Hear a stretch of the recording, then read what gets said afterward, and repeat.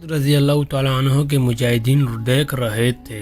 ये इनका माल गनीमत था जो इनका जायज़ हक था। ज़्यादा अफसोस इन दस्तों के मुजाहिदीन को हो रहा था जिन्होंने शहर के अंदर जाकर बड़ी सख्त लड़ाई लड़ी थी। इससे भी ज़्यादा अफसोस इन 100 जांबाजों का था जो जिनमें से 50 कमंदों से दीवार पर गए थे और बाकी 50 दरवाज़ा खोलते ही सबसे पहले अंदर गए थे। इन सब ने लड़कर शहर लिया था। खालिद का अपना ये हाल था कि दमिश्क से जाने वाले मालो व साहब को देख देख कर गुस्से से इनका चेहरा सुर्ख हो गया था। इन्होंने अपने मुजाहिदीन को देखा। इनके चेहरों पर अफसरदगी और गुस्से के तासुरात साफ नजर आ रहे थे।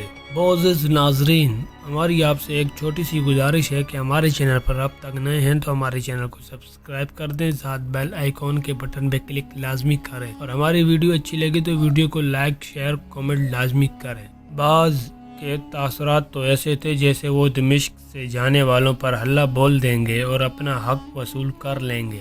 मौरख वाक़दी और इब्न कतीबा ने लिखा है कि खालिद रज़ी अल्लाह तआला अन्हु के लिए अपने गुस्से पर काबू पाना मुहाल हो रहा था। आखिर इन्होंने दोनों हाथ आगे और कुछ ऊपर करके आसमान की तरफ देखा और जरा ऊंची आवाज में कहा, या अल्लाह, ये सामान तू तेरे मुजाहिदीन का था, ये इन्हें दे दे।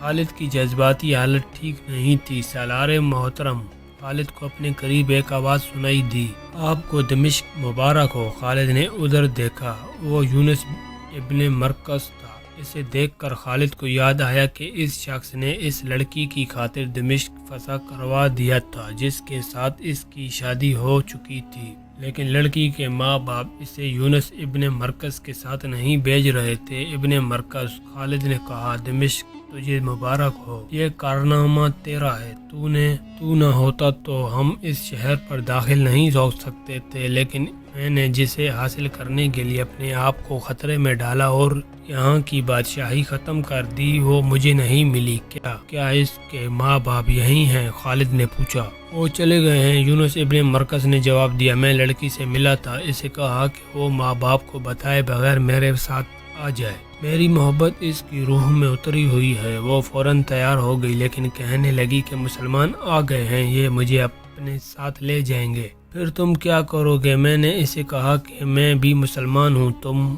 अब महफूज हो। इसने हैरान होकर पूछा कि तुमने ये क्यों कहा है कि तुम भी मुसलमान हो? मैंने इसे बताया कि मैं मुसलमान हो चुका हूँ। इतना सुनना था कि वो बिल्कुल ही बदल गई। कहने लगी कि अपने मजहब में वापस आ जाओ। मैंने इस्लाम की खूबियाँ बयान की तो इसने कहा, अगर तुम अपने मजहब में वापस नहीं आओगे तो मेरी मोहब्बत नफरत में बदल जाएगी। मैंने कहा कि मोहब्बत मजहब को नहीं देखा करती। मैंने ये भी कहा कि मैं अब मुसलमान ही रहूँगा। इसने कहा, मैं कसम खाती हूँ कि आज के बाद तुम्हारी शक्ल देखना भी गवारा नहीं करूँगी। मैं दमिश्क से जा रही हूँ। और वो चली गई। क्या तुम भी इसकी मोहब्बत को नफरत में नहीं बदल सकते? खालिद ने पूछा।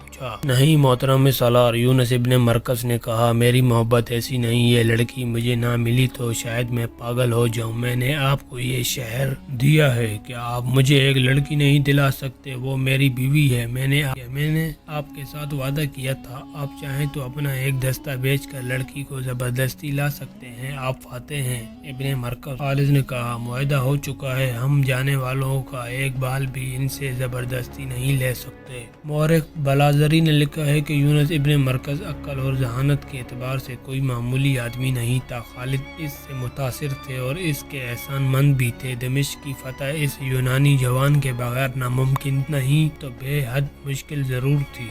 खालिद रज़ी अल्लाह तआला अन्हु को यह शख्स इसलिए भी अच्छा लगता था कि इसने इस्लाम कबूल कर लिया था और जिस लड़की की मोहब्बत इसे पागल किए हुए थी, इसके कहने पर भी इसने इस्लाम तर्क नहीं किया था। मैंने सुना है, यूनुस इब्ने मरकज़ ने कहा, कि आपने दमिश्क से जाने वालों को 3 दिनों के लिए तहफ़्फ़ुज़ का वादा किया है। क्या इन 3 दिनों के दौरान आप इन लोगों का ताक़ुब करके इन पर हमला नहीं कर सकते? नहीं इब्ने मरकज़, खालिद ने कहा, यह मुआहदे के खिलाफ है। 3 रोज़ गुजर जाने के बाद तो आप इन पर हमला कर सकते हैं। यूनुस इब्ने मरकज़ ने कहा, 3 दिनों में तो ये बहुत दूर पहुंच चुके होंगे। खालिद ने कहा, यह काफिला बहुत तेज जाएगा क्योंकि इसके पास खजाना है और बहुत कीमती भी بہت قیمتی مال بھی ہے۔ راستے میں رومیوں کے قلعے آتے ہیں، وہ کسی بھی قلعے میں جا پناہ لیں گے۔ میں کسی قلعے پر اتنی جلدی حملہ نہیں کر سکوں گا۔ یہ اسلام کے عظیم سالار یونس ابن مرکز نے کہا، یہ اس راستے پر نہیں جا رہے جس راستے پر قلعے آتے ہیں۔ میں ان قلعوں سے واقف ہوں۔ بآلبل، حمص اور طرابلس یہ قافلہ انطاکیہ جا رہا ہے۔ میں جانتا ہوں قافلے کے ساتھ سالار توما ہے، وہ اپنی فوج اور شہریوں کے انطاکیہ لے جا رہا ہے، یہاں اس کا سسر شہنشاہ ہرقل رہ رہا ہے۔ میں تمام علاقے سے واقف ہوں۔ انطاکیہ تک پہنچنے کے لیے 3 سے بہت زیادہ دن سفر کرنا پڑتا ہے۔ میں آپ کو ایسی طرف سے لے جا سکتا ہوں جو کوئی راستہ نہیں۔ آپ کے گھڑ سوار تیز ہوں تو میں چوتھے دن کی صبح تک انہیں قافلے تک پہنچا سکتا ہوں۔ خالد نے یہ سنا تو ان کی آنکھیں چم۔ یہی تو وہ چاہتے تھے۔ ان کا ارادہ یہ تھا کہ مجاہدین کو مال غنیمت ضرور دلائیں گے۔ انہیں دمشق والوں پر غصہ تھا جو دمشق سے اپنے مال و متاع لے کر چلے گئے تھے۔ میں آپ کی رہنمائی کروں گا، یونس ابن مرکز نے کہا۔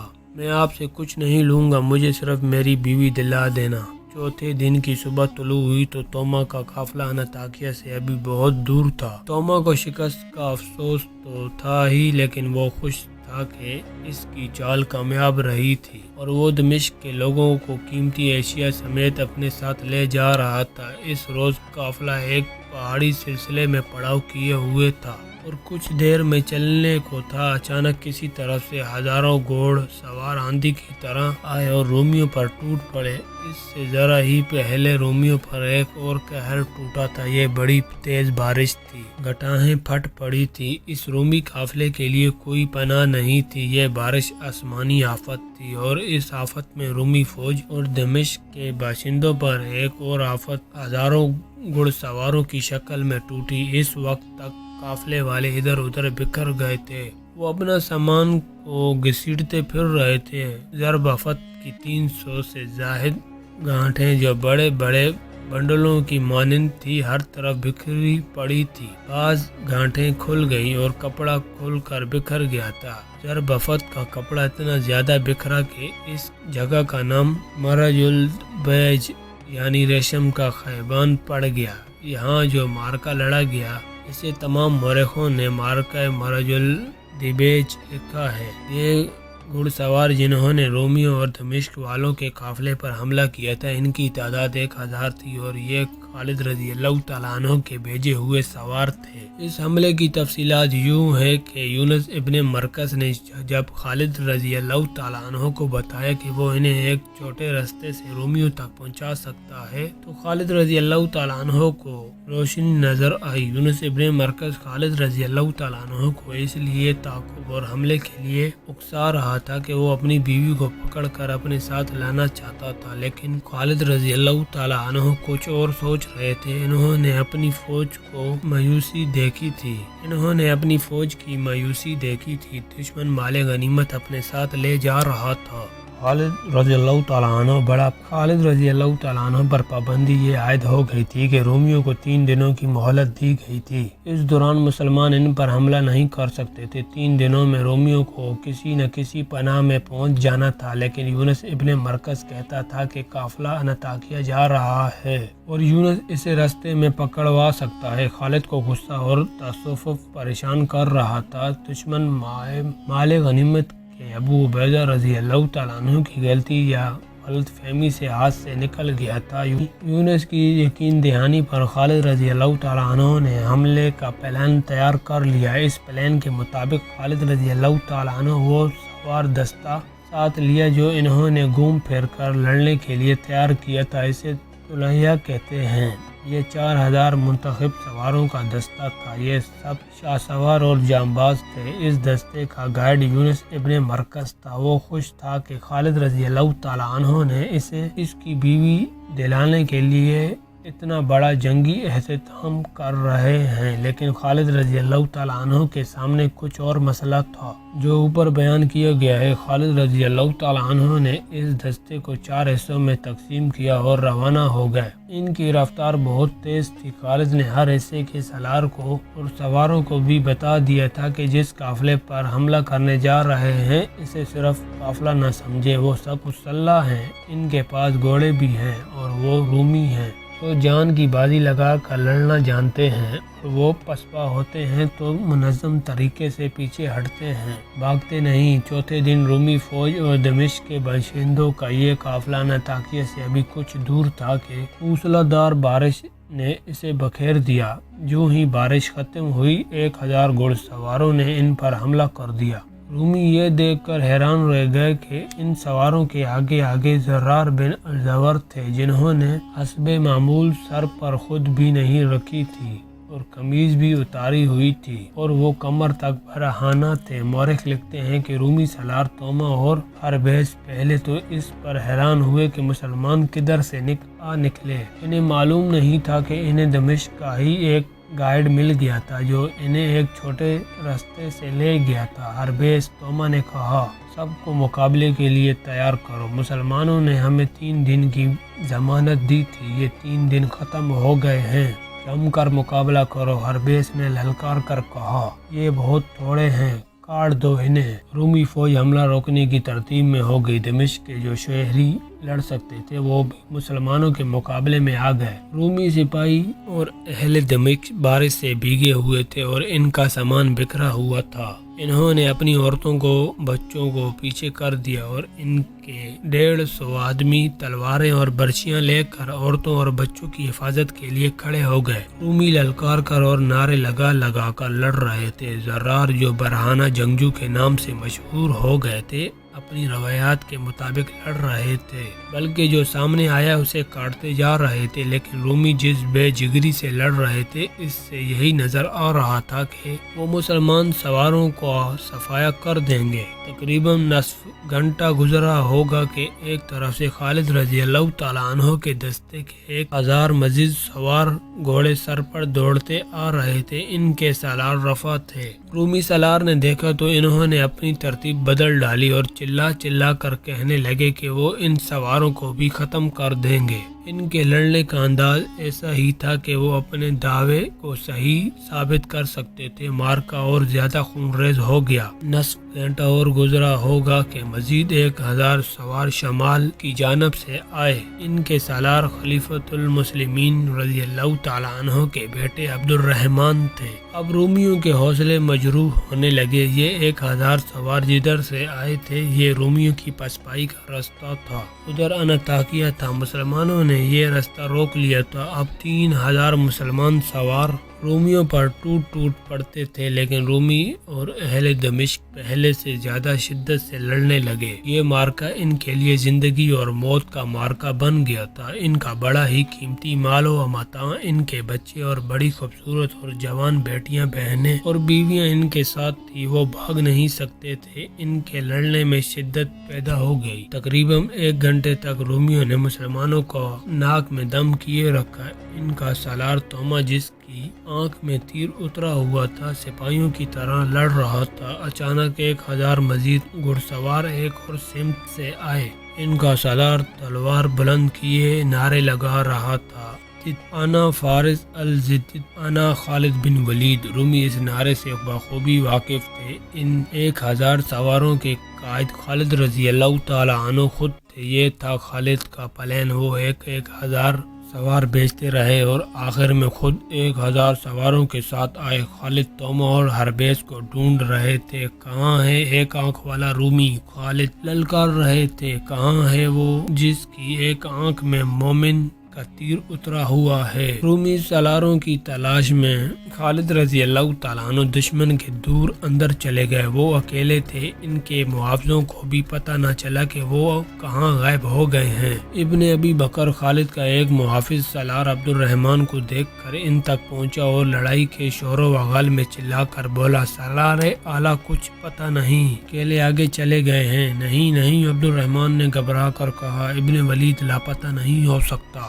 اللہ کی تلوار گر نہیں سکتی۔ عبد الرحمن نے کچھ سواروں کو ساتھ لیا، بے طرح اور بے خطر اس طرف گئے جدھر خالد چلے گئے تھے۔ لڑائی ایسی تھی جیسے سوار گتم گتا ہو گئے ہوں۔ عبد الرحمن ان میں رستہ بتاتے خالد رضی اللہ تعالیٰ عنہ کو ڈھونڈنے لگے۔ دیکھا کہ خالد رضی اللہ تعالیٰ عنہ دشمن کے قلب میں پہنچے ہوئے تھے اور وہ توما کو اور دوسرے رومی سالار ہربیس کو ہلاک کر چکے تھے اور اب رومیوں کے نرغے سے نکلنے کی کوشش کر رہے تھے۔ ان کی یہ کوشش کامیاب نہیں ہو سکتی تھی کیونکہ رومی زیادہ یہ خالد رضی اللہ تعالیٰ عنہ تھے جو ابھی تک ہر وار بچا رہے تھے۔ رومیوں کے ہاتھوں ان کی شہادت یقینی تھی۔ عبد الرحمن اپنے سواروں کے ساتھ پہنچ گئے اور رومیوں پر ایسا زوردار حملہ کیا کہ ان میں سے کئی ایک کو ہلاک کر دیا اور خالد کو وہاں سے زندہ نکال لائے۔ اس معرکے کی صورتحال ایسی بن گئی تھی کہ کوئی ترتیب نہیں رہی تھی۔ یہ کھلی لڑائی تھی جو لڑنے والے اپنے اپنے انداز سے انفرادی طور پر لڑ رہے تھے۔ مسلمان سواروں کی کمزوری یہ تھی کہ ان کی تعداد کم تھی، اس لیے وہ رومیوں اور اہل دمشق کی اتنی زیادہ نفری کو گھیرے میں نہیں لے سکتے تھے۔ اس سے یہ ہوا کہ رومی اپنے سالاروں کی ہلاکت کے بعد ایک دو مارکے میں سے نکلنے لگے۔ وہ علاقہ پہاڑی تھا، وہ کھڈ نالے بھی تھے۔ رومی وہاں کہیں غائب ہوتے گئے اور انطاکیہ کی طرف نکل گئے۔ اس طرح مارکہ آہستہ آہستہ ختم ہو گیا۔ خالد رضی اللہ تعالیٰ عنہ کے حکم سے عورتوں کو گھیرے میں لے لیا گیا۔ کچھ عورتیں بھاگ گئی تھیں، عورتوں کے ساتھ کئی آدمیوں کو بھی قیدی بنا لیا گیا۔ اس قافلے کے ساتھ جو مال اموال، خزانہ اور دیگر قیمتی سامان جا رہا تھا وہ سب وہیں رہ گیا جو یہ مجاہدین کا مال غنیمت تھا۔ ہاں، ایک حادثہ یوں ہوا کہ یونس ابن مرکز اپنی بیوی کو ڈھونڈتا پھر رہا تھا۔ وہ اسے نظر آ گئی، وہ اس کی طرف دوڑا۔ لڑکی بھاگ نکلی لیکن وہ کہیں جا نہیں سکتی تھی کیونکہ سب عورتیں مسلمان سواروں کے گھیرے میں تھی۔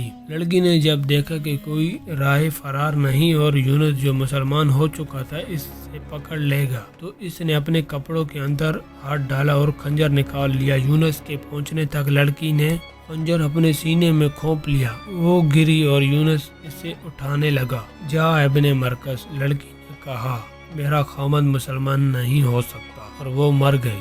یونس ابن مرکز داڑے مار مار کر رونے لگا۔ اس لڑکی کی خاطر اس نے دمشق مسلمانوں کو دلوایا تھا، پھر یہ خون ریز مارکا لڑایا تھا، مگر لڑکی نے اپنا خون بہا کر اس کی محبت کا خون کر دیا۔ مسلمان سواروں نے اپنے شہیدوں کی لاشوں اور زخمیوں کو اٹھایا۔ مال غنیمت رومیوں کی گھوڑا گاڑیوں پر لادا ہو، عورتیں اور بچوں کو مرے ہوئے رومیوں کے گھوڑوں پر بٹھایا اور دمشق کو چل پڑے۔ یہ اگلی صبح تھی جب مال غنیمت وغیرہ اکٹھا کیا جا رہا تھا۔ اس وقت خالد رضی اللہ تعالیٰ عنہ عورتوں کے قریب جا کر احکام دے رہے تھے۔ انہیں یونس ابن مرکز اپنی طرف آتا دکھائی دیا۔ اس سے پوچھا کہ اسے اپنی بیوی ملی ہے یا نہیں۔ مل گئی ہے، یونس نے روتے ہوئے جواب دیا، لیکن زندہ نہیں۔ اس نے اپنے خنجر سے اپنے آپ کو مار دیا ہے۔ غم نہ کر ابن مرکز، خالد رضی اللہ تعالیٰ عنہ نے کہا، تو اس سے زیادہ قیمتی انعام کا حقدار ہے۔ میں تجھے اس سے زیادہ خوبصورت بیوی دوں گا۔ خالد نے اسے ایک رومی عورت دکھائی جو جوان تھی اور جس کا حسن لاجواب تھا۔ اس کا لباس ریشم کا تھا اور اس کے گلے میں بڑا ہی قیمتی ہار تھا۔ یہ تیرا مال غنیمت ہے۔ خالد رضی اللہ تعالیٰ عنہ نے اسے حسن کا یہ پیکر دکھا کر کہا، میں اس کے ساتھ تیری شادی کر دوں گا۔ نہیں سالار محترم، یونس ابن مرکز نے گھبرائے ہوئے لہجے میں کہا، میں اس کے ساتھ شادی نہیں کر سکتا۔ آپ شاید نہیں جانتے یہ شہنشاہ ہرقل کی بیٹی ہے۔ یہ ان کے سالار توما کی بیوی تھی۔ اب یہ کسی شہنشاہ کی بیٹی نہیں۔ خالد نے کہا، اب یہ تیری بیوی ہوگی۔